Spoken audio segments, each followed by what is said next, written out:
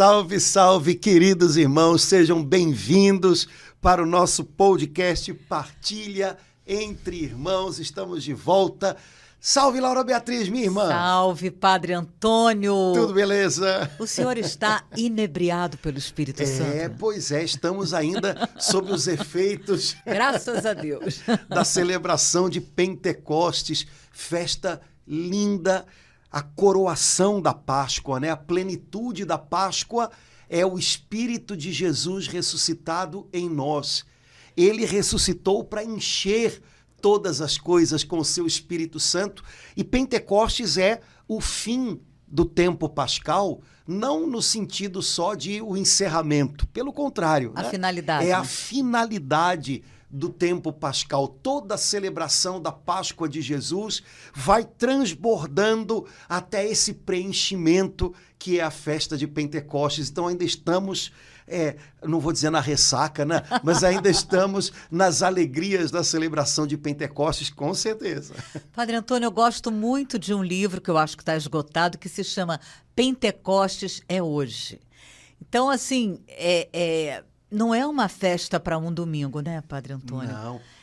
Pentecostes é hoje, a gente pode dizer isso a cada dia, né? A cada instante a gente pode falar isso, que nem o título desse livro. A celebração da festa é anual, mas os efeitos dessa celebração, né, o que ela produz na nossa alma, o que ela celebra e que a igreja vive constantemente, isso é para o dia a dia, né? A igreja vive de Pentecostes. Né? Santo Tomás de Aquino diz que o Espírito Santo é a alma da igreja, que é o corpo de Cristo. Né? Então o Espírito Santo é a alma da nossa alma, é a alma da nossa mãe igreja, é ele que anima, é ele que põe em movimento o nosso espírito, é ele que põe a igreja em movimento para que ela seja o corpo de Cristo, forte, vigoroso, trabalhador nessa terra. Então nós vivemos de Pentecostes. A igreja é sempre pentecostal, porque ela vive dessa graça da habitação do Espírito Santo. E de outra maneira não teríamos vida. De outra maneira seria só uma aparência de vida, seria só agitação externa. Para que haja vida interior, para que haja eficácia naquilo que a igreja faz, naquilo que a igreja diz, é preciso que o Espírito Santo esteja animando tudo. Portanto, a igreja vive de Pentecostes. Celebrar a festa é uma vez no ano, mas o que ela significa é o que põe a gente em movimento todos os dias, né? Eu percebo, Padre Antônio, que às vezes há uma compreensão não correto, que não corresponde à palavra de Deus quando a gente fala em Pentecostes. Tem pessoas que ficam alegres, felizes, e tem pessoas que já ficam assim, o que será que vem por aí? Negócio de pentecostal. Então, assim, eu sinto que é como se fosse uma coisa, sei lá, Padre Antônio, estranho, até para gente, para ter uma visão deturpada. E no meu coração eu sinto, né, que o Espírito Santo... Nossa, ele vive na nossa alma, ele vive na minha alma. Então, eu sei que para mim o desejo dele é que eu converse com ele todos os dias. Não apenas nos dias que eu estou assim, também nos dias que eu estou... Então, eu sinto isso, Padre Antônio, que, assim, é como se as pessoas não tivessem, assim, eu não sei se a palavra é essa, uma intimidade, uma compreensão que o Espírito Santo, pronto, é para todo dia. Olha, mas uma coisa que você disse, e eu entendo o que você falou, mas eu vou tentar dar uma outra entonação para isso, né? Tá. Você disse assim, algumas pessoas quando ouvem falar de Pentecostes já se preocupam imaginando, o que será que vem disso? Não deixa de ser uma coisa boa. Ah, é? Porque o Espírito Santo é Deus e ele é soberano. Quando Jesus, antes da sua ascensão, disse aos apóstolos, olhem, esperem na cidade, não se afastem da cidade, porque vocês receberão em breve a força do alto, vocês serão batizados no Espírito Santo, meu Pai cumprirá a promessa. Eu tenho certeza que os apóstolos ouviram tudo isso e disseram, e o que será que vem por aí? Porque ninguém tinha experimentado aquilo até então, né? A pessoa que já havia experimentado ser coberta pelo Espírito Santo de uma maneira tremenda tinha sido Nossa Senhora. Mas o Pentecostes dela, pessoal, foi oculto, foi misterioso em Nazaré, né? O que o Senhor preparava agora para o início do ministério da igreja era algo que, inclusive, precisava ser público, visível diante das pessoas, de tal maneira que gerasse nas pessoas interesse. Uau, o que está acontecendo? Tem alguma coisa nova vindo? Então, eu acho que quando Jesus disse aos apóstolos, olha, permaneçam na cidade, vocês serão batizados no Espírito Santo, meu Pai cumprirá a promessa, eu acho que eles podem ter perguntado, como você acabou de dizer, e o que será que vem por aí? De fato, ninguém sabia. Seria uma grande surpresa, seria algo inédito.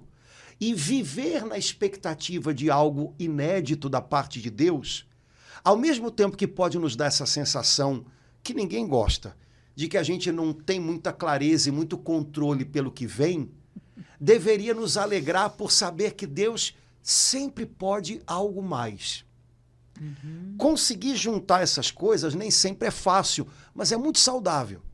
Primeiro, o Espírito Santo me parece que, até no imaginário das pessoas, ele é Deus que às vezes vem remexer um pouquinho as coisas, chacoalhar um pouquinho as coisas, né? Acho que no ambiente da igreja todo mundo tem um pouco essa impressão de que se o Espírito Santo resolve mexer um pouco mais, todo mundo perde um pouquinho o controle.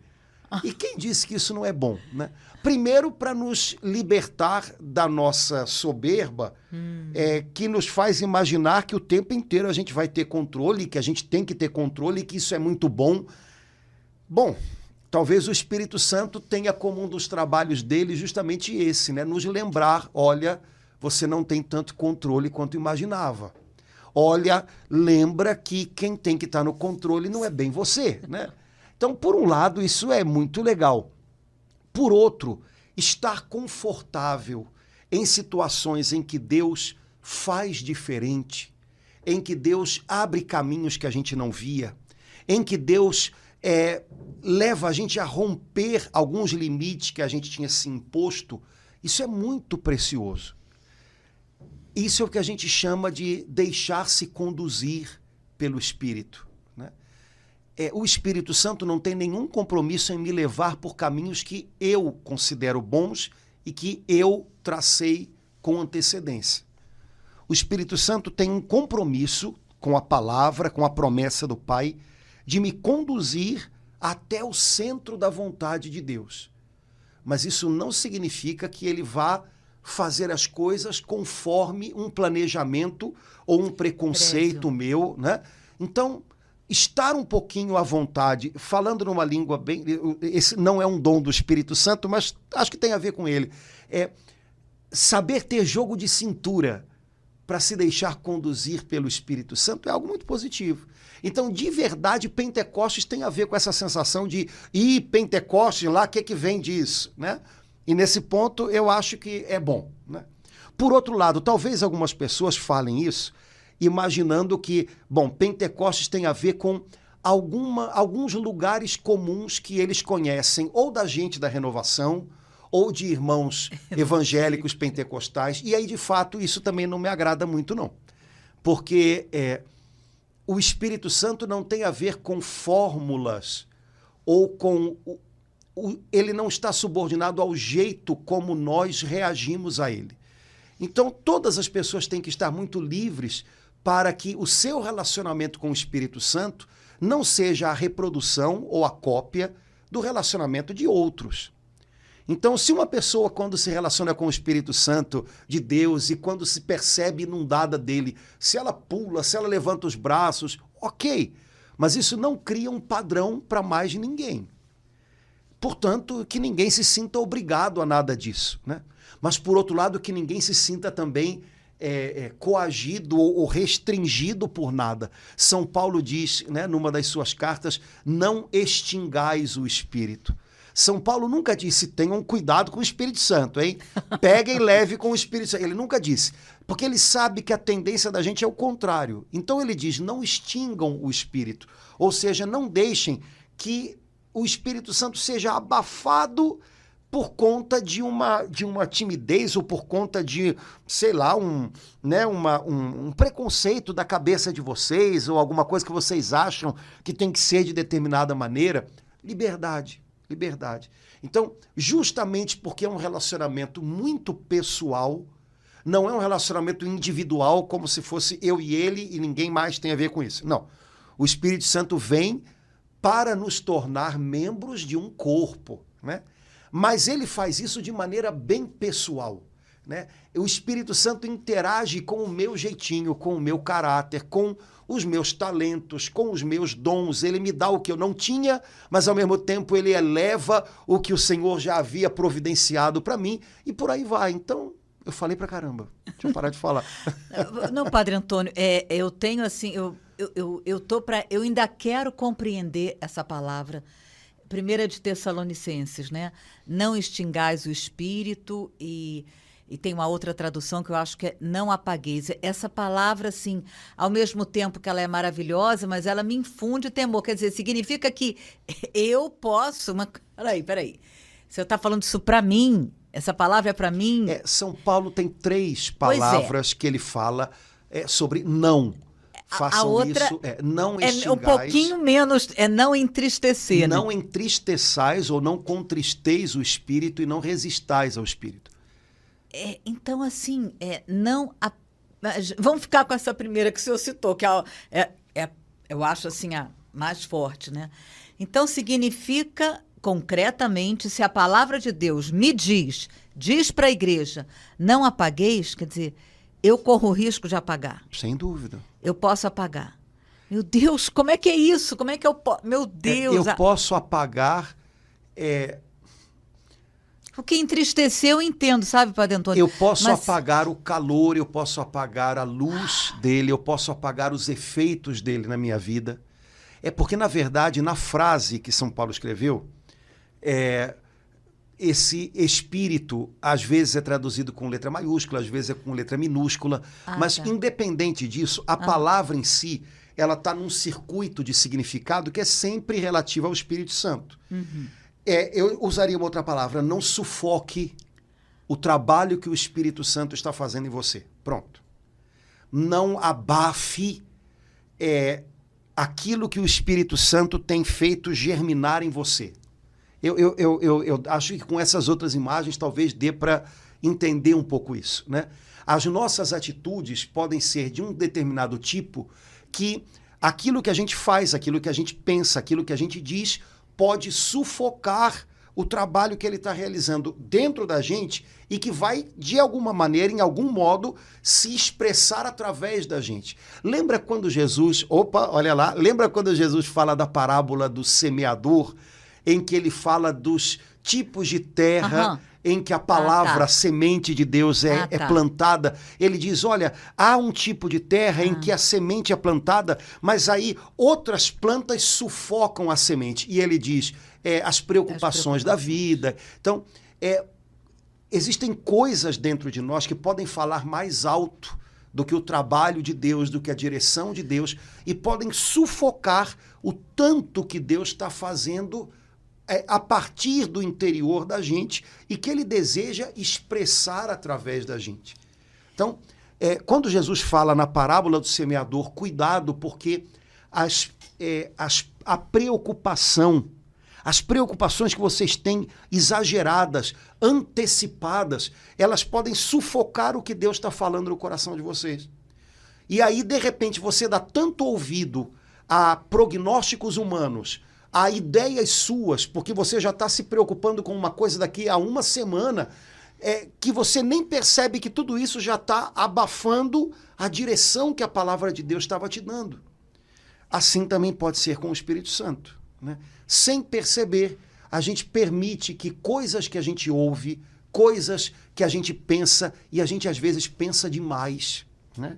Pensar demais não significa que a gente está pensando bem, né? A gente pode permitir que essas coisas abafem o trabalho que o Espírito de Deus vai fazendo na gente. Ainda bem que tem a terceira, que é enchei-vos do Espírito. Exato. Senão ia ficar... Pois é, mas São Paulo diz 3 nãos, né? Não entristeçais, Não apagar. Qual é o terceiro? Não apagueis, não resistir ao Espírito Santo. Não resistir é Atos? Não resistais ao Espírito Santo. E, não Laura, resistir ao Espírito Santo, eu não lembrava dessa. Eu sei que são as 3. Eu não lembrava dessa, Padre Antônio. Não resistir ao Espírito Santo. São 3 coisas que a gente tem que tomar cuidado para não. E aí São Paulo diz, enchei-vos continuamente do Espírito.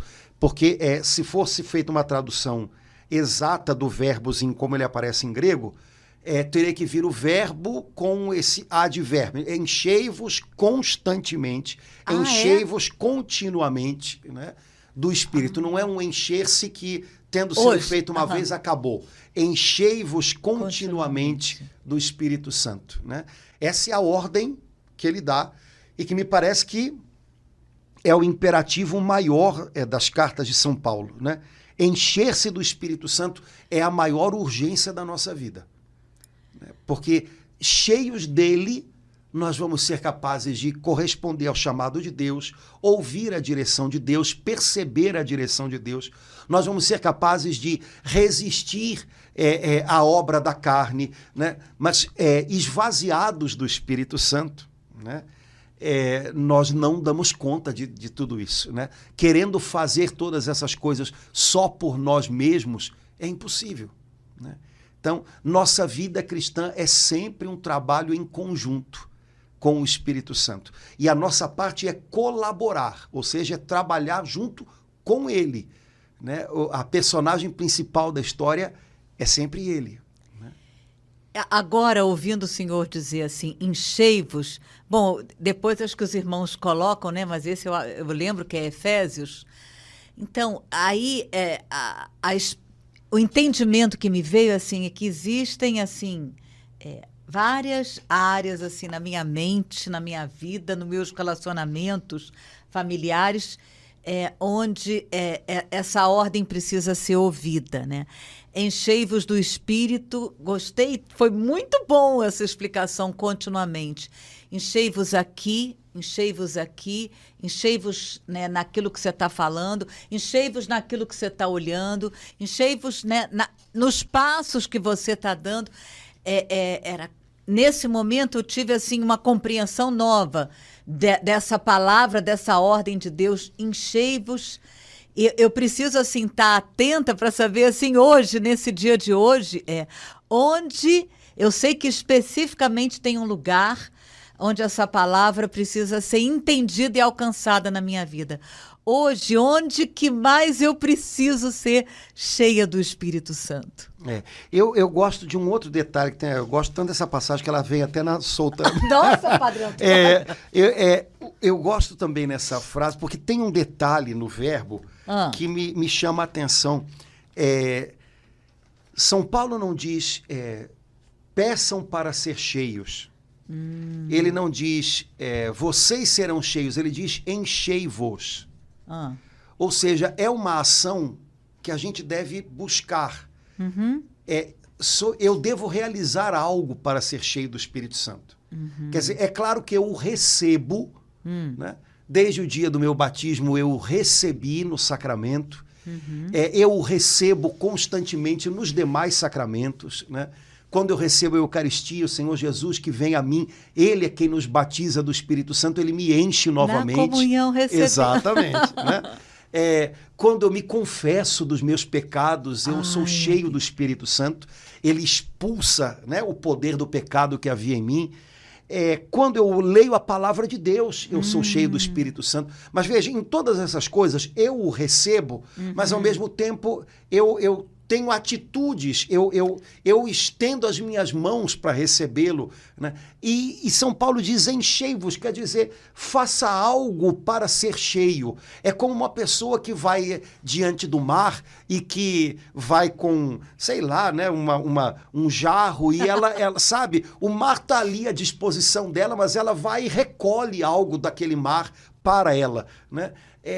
Eu acho que isso é legal porque dá-me a impressão de que não é algo distante. Ok, o Senhor vai me encher do Espírito Santo, então o que é que eu faço? Eu vou esperar, quem sabe um dia. Não. O apóstolo Paulo diz em Efésios assim, enchei-vos do Espírito Santo, ponto. E aí ele diz, uma série de coisas que eu acho que tem a ver com isso. Recitai salmos, hinos, cânticos, celebrai os louvores do Senhor, rendei graças por todas as coisas. Eu creio que quando Paulo diz isso, ele está dizendo todas essas coisas são a sua jarra recolhendo no mar a água viva do Espírito Santo. Você precisa ser cheio do Espírito Santo em alguma coisa sobre a qual você tem se debruçado muito nos seus pensamentos, alguma coisa que tem gasto muito os seus neurônios. Pois então, ao invés de ficar enlouquecidamente pensando nessa coisa, dê graças ao Senhor no meio dessa situação. E ele vai encher você do Espírito Santo em tudo que se refere a isso. Olha como é diferente. Eu posso ter um problema sobre o qual eu já pensei 10 milhões de vezes. E cada vez que eu penso mais uma vez naquele problema, eu me sinto mais esvaziado. Esvaziado de forças. Eu não vou conseguir. Não, eu não consigo mais encontrar uma saída. Né? Esvaziado de ideias, esvaziado... Até que, de repente, eu começo a render graças por todas as coisas, em nome de Jesus Cristo, ao Pai. Pai, eu te agradeço, porque apesar de não saber, apesar de não ver, eu sei que nada é oculto a ti, e eu te agradeço porque esse meu problema cabe nas tuas mãos. Eu agradeço porque tudo coopera para o bem dos que te amam. Pai, eu te agradeço porque essa situação que hoje para mim parece um obstáculo do tamanho do mundo, ela não me afasta do Senhor e o Senhor vai transformá-la num pedaço do meu caminho em direção a algo maior. Pai, eu te agradeço. Você vai rendendo graças e de repente você vai sendo cheio do Espírito Santo no que se refere àquela situação. Nossa, Padre Antônio, sabe para onde a outra opção é reclamar e se perder. Olha, eu fui agora lá no fundo daquela prisão, no andar de baixo, com São Paulo preso, com os pés amarrados na estaca, meia-noite cantando hinos e louvando. Quer dizer, porque à medida que o senhor falava, eu pensei, meu Deus, enchei-vos. Então, às vezes a gente acha que essa palavra é para um final de semana maravilhoso de retiro. Ou então, enchei-vos do Espírito Santo naquela missa de domingo, maravilhoso. Mas não só. Mas se você está vazio na quarta-feira, não dá para esperar até domingo. Né? É para hoje. Mesmo que eu esteja presa, seja do que for, né? Como aquele momento que São Paulo estava preso com as mãos... Paulo e Silas na prisão. Na prisão, com os pés... Naquele tipo de situação... Vou fazer a leitura da prisão de Paulo e Silas. Eles passaram dias evangelizando, ou seja, fazendo uma coisa linda.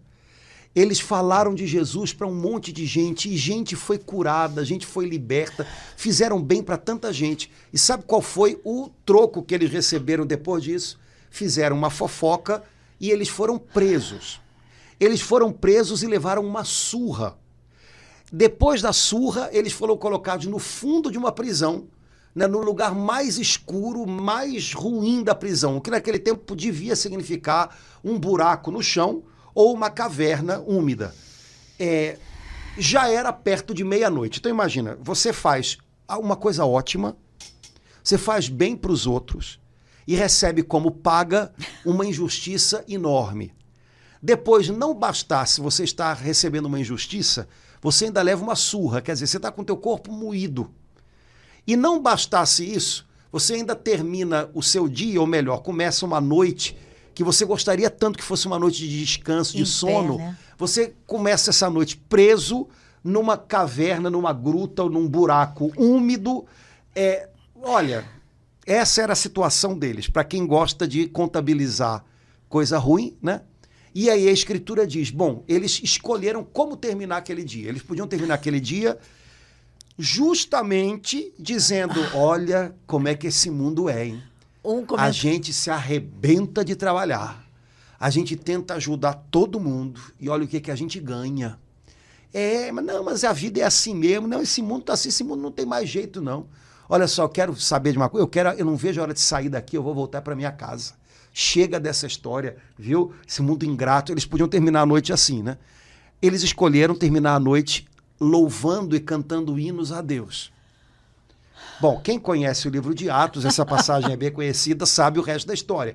Mas primeiro, houve uma decisão da parte deles, né? Como é que a gente termina isso, né? Pelo menos esse dia, né?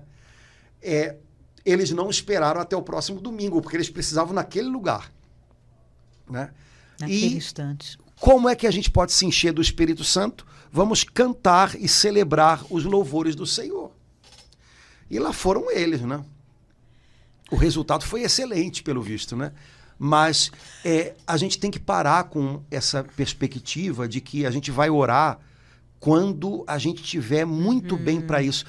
A gente tem uma tendência no nosso meio a imaginar que a oração mais agradável a Deus é a oração espontânea. Então, o que a gente considera espontâneo? Quando eu estou bem, aí eu vou rezar. E eu vou rezar e vou falar aquilo que eu acho que eu tenho que falar. Peraí. A oração que mais agrada a Deus é a oração de quem precisa e recorre a Ele. E isso não tem a ver com o meu estado de ânimo, que normalmente vai estar abalado, né? Isso não tem a ver com as palavras certas, isso tem a ver com o coração certo, né? Senhor, eu preciso de Ti, me ajuda, me socorre, porque sem o Senhor eu não vou conseguir. Esse é o coração certo. É o coração de quem descobriu que precisa. Só isso. E aí ele enche a gente do Espírito Santo. Ele renova a gente por dentro. Até na prisão, até com as mãos amarradas, os pés amarrados, até a meia-noite. Olha, eu não digo até, eu digo principalmente nessas horas. Principalmente nessas horas. Principalmente. Né? Eu tenho certeza que se cada irmão que está com a gente na partilha pudesse contar a sua história aí de um grande encontro com Deus, eu acho que a maioria de nós contaria que os seus grandes encontros com Deus foram na hora da cruz. Né? Na hora da cruz. Eu acho que eu gosto muito do Cirineu, que ajudou Jesus a carregar a cruz, né? Porque o grande encontro dele com Jesus foi debaixo da cruz, dividindo a cruz com Jesus. Não. E foi um encontro tão grande que a família dele se converteu, né? Depois a gente vê lá em Atos, os filhos dele eram parte da comunidade cristã. Quer dizer, é sinal de que essa família foi mexida por Jesus, né? Mas onde foi o encontro desse homem com Jesus? Debaixo da cruz, subindo o Calvário, dividindo aquele peso com Jesus. Né? O filme A Paixão de Cristo, do Mel Gibson, tem uma cena linda, eu amo, né? Que ele mostra o Cirineu sendo pego para ajudar Jesus a levar a cruz, né? E é claro, ele não queria, ele estava voltando para a casa do trabalho, né? E carregar a cruz de um condenado à morte era uma vergonha. Pessoas crucificadas eram consideradas malditas, né? E aí no filme mostra isso, né? Ele vai debaixo da cruz com Jesus e de repente aos pouquinhos ele vai olhando para Jesus. E aí de repente os olhos deles não se desgrudam mais. E quando Jesus, né, e eles chegam ao Calvário e eles jogam a cruz no chão para pregar Jesus, ele já não quer ir embora, né? Eles empurram o Cirineu para ir embora. É um pouquinho a história da gente, né, cara? Às vezes a gente se aproxima de Jesus em horas em que o nosso coração está muito se debatendo, se revoltando, mas aí o olhar da gente se junta com o dele e parece que ali ele vai trabalhando o coração da gente até que chega uma hora que a gente não quer ir mais para longe dele, né? Então, nós somos cheios da misericórdia de Deus, do amor de Deus, do Espírito de Deus, de modo especial naqueles momentos em que humanamente a gente não tem muito a oferecer a Ele, pelo contrário, a gente precisa totalmente dEle, né? Abençoada a hora em que a gente descobre que a gente precisa absolutamente, né, da presença de Deus para transformar a nossa vida. Sabe aquela hora em que a gente decreta falência? Isso é uma hora muito abençoada. Eu não consigo, eu não aguento mais, eu não tenho jeito para isso, né? Eu não sei mais o que fazer. Humanamente pode bater um desespero, né? Mas do ponto de vista da eternidade, talvez seja o soar da hora da bênção, porque nessa hora eu descubro, meu Deus, cadê você? Quem é você? Me mostra a tua presença, né? Então, Padre Antônio, como a gente estava no início, né, dessa conversa, a hora do Espírito Santo é a cada instante, mas especialmente a hora dele é na hora que a gente mais precisa, na hora em que a gente não sabe de jeito nenhum o que vai fazer, né? Na hora em que a gente está preso, na hora que a gente se encontra sem saída de uma forma toda especial. Essa é a hora do Espírito Santo. Que coisa, né? Você falou que você gosta de um livro chamado Pentecostes é Hoje, né? A gente poderia escrever um livro. Agora é a hora do Espírito Santo. Amém, agora, Padre Antônio. Agora, né? Amém. Amém. Ele renova todas as coisas, ele faz tudo de novo, ele começa tudo de novo. E a vida da gente é feita de recomeços, né? E recomeço, me parece que poderia ser um outro nome para ele, né? O Espírito Santo é o recomeço de Deus para a nossa vida, né? Quantas vezes for preciso, né? O Espírito Santo foi dado por Jesus aos apóstolos após a ressurreição para que eles pudessem perdoar, né? Receber o Espírito Santo a quem perdoardes os pecados. E o que é perdão se não um recomeço? Se a gente parar para ver, mesmo, né, esse recomeço tem sempre muito a ver com ele, né? E talvez muitas pessoas que façam essa experiência com o Espírito Santo, que algumas outras pessoas acham às vezes esquisita, né? Mas que é a delas, né? Muitas pessoas tenham tido justamente esse momento, né? Eu não tinha mais nada, eu não sabia mais nada, e de repente ele chegou e eu recomecei. E eu voltei a acreditar, né? E pronto, e é claro que uma pessoa que vive uma experiência dessa, ela tem direito a considerar que essa experiência é algo grandioso, intenso, profundo. E quem é que pode roubar isso dela, pelo amor de Deus, né? Agora o senhor fala, quer dizer, recomeço principalmente quando eu digo acabou. Sim. Então, se acabou e eu estou viva, aí o Espírito Santo me dá essa graça de um recomeço. Ele é a força do alto trabalhando aqui embaixo e aqui dentro, né? E isso é precioso demais, né? Quer dizer, não é uma força humana, né? Ele é a força do alto, né? Quer dizer, existe em Deus uma fortaleza para a gente que nos surpreende, porque a gente a experimenta justamente naquela hora em que humanamente a gente descobre, que percebe nitidamente que não era para ter mais forças, né? E eu acho que todos nós aqui conhecemos pessoas que nos mostraram isso de algum modo, né? Pessoas que humanamente estavam naquela hora em que, sabe, parece que tiraram tudo. E como é que essa pessoa está de pé? Né? Porque ela tem uma força do alto que puxa ela para cima, sabe? Que a coloca de pé, né? Eu já presenciei algumas situações em que humanamente você se pergunta de onde vem, né? Essa força. Não é algo humano, não é algo, né? É Deus mantendo a pessoa de pé, segurando ela a partir de dentro, né? Esse é o Espírito Santo, né? Esse é o Espírito Santo. Sei lá. Padre Antônio, agora com isso que o senhor me disse, veio assim ao meu coração a palavra que nesse momento, depois dessa novena de Pentecostes, depois dessa semana com cada noite com um pastor e um padre, depois dessa celebração do domingo de Pentecostes, né? O que ficou hoje para mim o versículo assim que está me alimentando o Espírito Santo vem em auxílio à nossa fraqueza. Isso está vindo assim a cada dia. O Espírito Santo vem em socorro à minha fraqueza, seja do tamanho que for, como essa que o senhor acabou de descrever, seja uma fraqueza que está me fazendo cair todo dia, não é nada gravíssimo, mas é uma fraqueza que vem se repetindo, que vem me arrastando, que vem me causando problemas na minha casa, na minha família, e talvez por eu não achar ela grave, mas o Espírito Santo vem em auxílio da minha fraqueza, dessa fraqueza. Normalmente a gente tem medo das fraquezas da gente, né? Porque de dar nomes? Também, as nossas fraquezas, elas falam muito da gente, né? E daqueles pontos em que a gente é vulnerável, né? A palavra vulnerável, ela vem de ferida, né? A possibilidade, a capacidade de ser ferido, né? As nossas fraquezas, elas nos dão muito medo, né? O que as pessoas vão pensar, né? Enfim, mas como você disse, o Espírito Santo vem para falar com a gente justamente sobre as nossas fraquezas, né?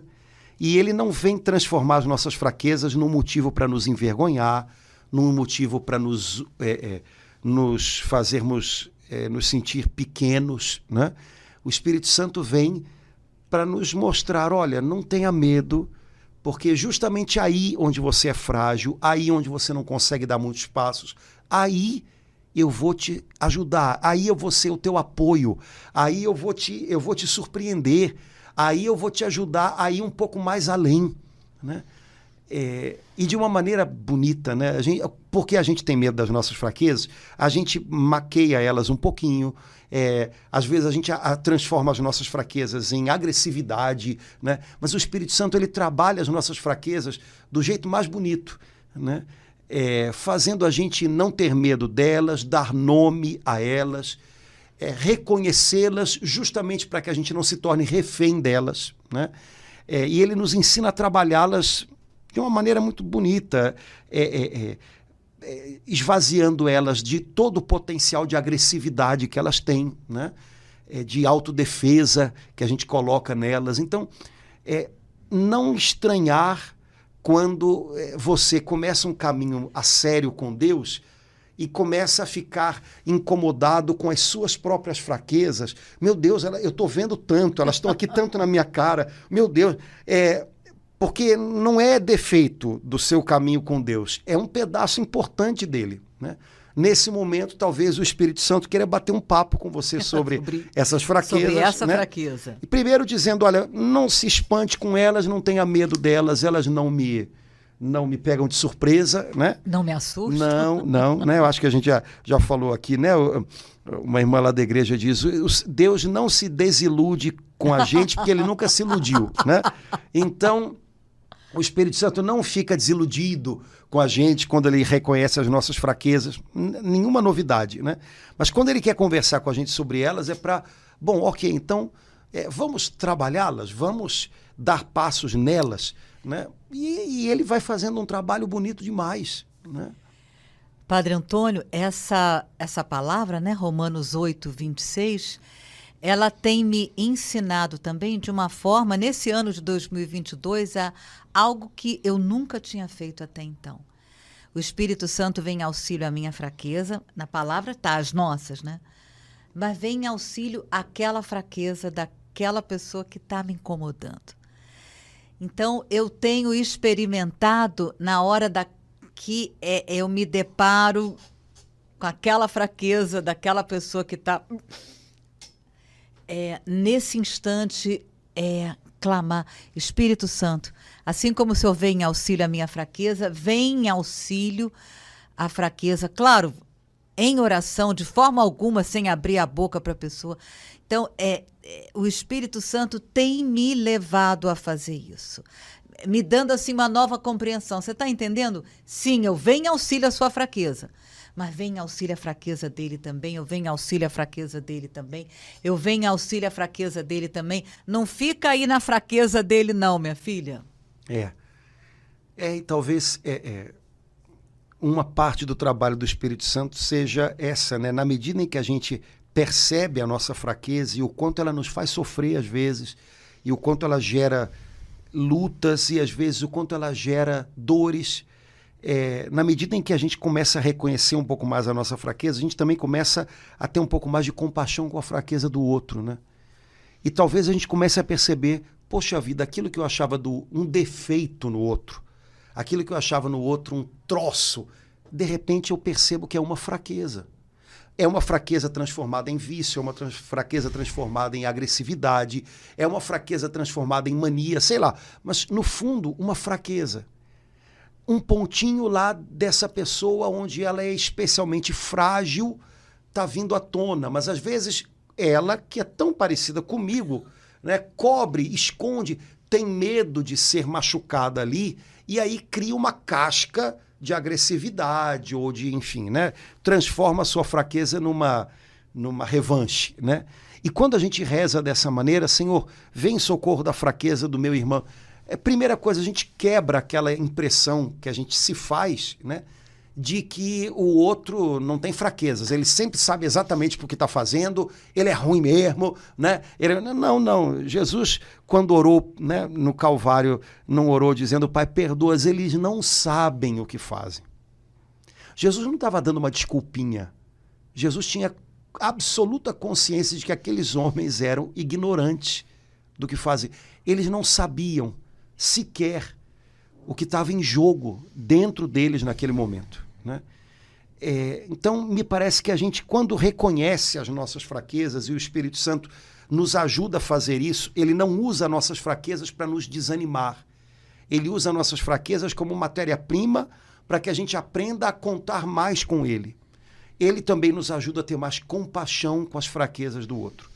De repente, coisas que no outro me pareciam muita força, né? Ele está vindo, de repente eu vejo, está se defendendo, sabe? Tá defendendo o território dele, sabe? Não preciso ter medo, não preciso me sentir ameaçado, não preciso. É só uma pessoa como eu lidando com as suas fraquezas, lidando com os seus rolos. Vem em auxílio dessa fraqueza, Senhor. Pronto.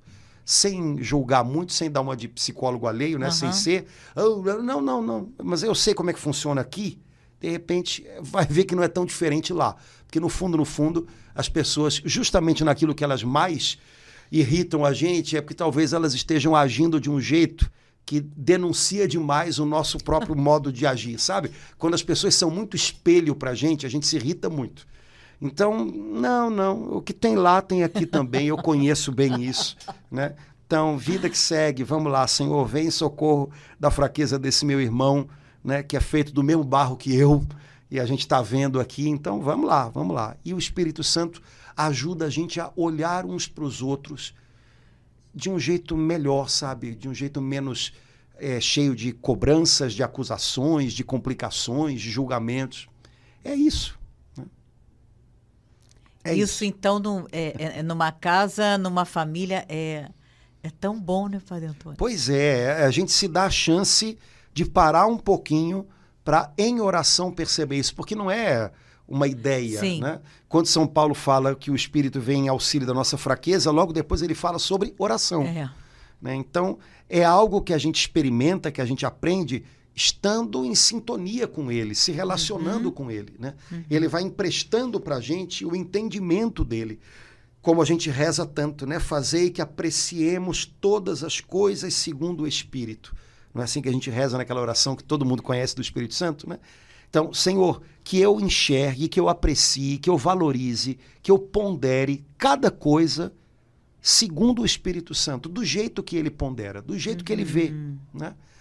Se a gente aprender a fazer essa oração, de repente algumas coisas que para a gente estavam grandes demais começam a ter um contorno tamanho. Um pouquinho menor, né? Então, certo. Laura, estamos conversando há muito tempo. Acho que está na hora de parar, senão o pessoal vai tomar café e deixa a gente aqui. Mas vamos lá. Irmãos, um prazer, uma alegria muito grande poder estar juntos, partilhando um pouquinho a palavra de Deus. Oramos pedindo ao Pai do Céu que essa partilha possa iluminar o nosso coração, acalentar o nosso coração com a certeza de que com o Espírito Santo de Deus, hoje é hora de recomeço, hoje é dia de Pentecostes. Então, vamos em frente. Até logo, gente. Tchau, tchau.